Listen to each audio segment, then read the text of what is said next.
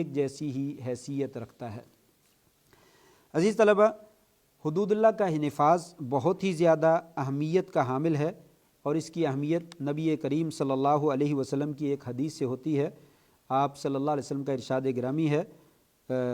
سنن دارقطنی کے اندر یہ روایت موجود ہے۔ ابو ثعلبہ الخشنی رضی اللہ تعالیٰ عنہ بیان کرتے ہیں کہ آپ صلی اللہ علیہ وسلم کا ارشاد ہے، ان اللہ فرض فرائض فلا تضيعوها وحرم حرمات فلا تنتهكوها وحد حدودا فلا تعتدوها وسكت عن اشياء من غیر نسیان فلا تبحثوا عنها حسنہ النووی رحمہ اللہ۔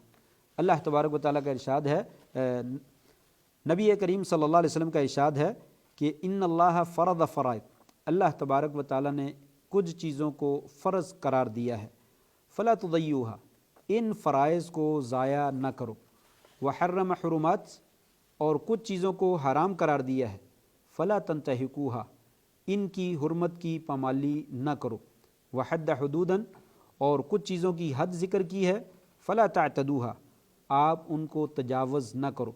وسکت عن اشیاء من غیر نسیان، اور کچھ چیزوں سے اللہ تبارک و تعالی خاموش رہے ہیں بغیر بھولنے کے، بھول کر نہیں چھوڑا بلکہ اللہ کو معلوم ہے، لیکن جان بوجھ کر اللہ تبارک و تعالی نے ان سے خاموشی کا اظہار کیا ہے، فلا تبحثوا عنها، تو ان کو تلاش کرنے کی کوشش نہ کرو۔ یہ روایت امام نووی رحمہ اللہ نے اس کو حسن قرار دیا۔ تو یہ حدیث دین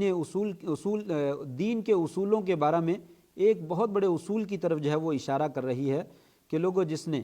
فرائض کو ادا کیا اور جس نے محارم سے، حرام کردہ چیزوں سے اجتناب کیا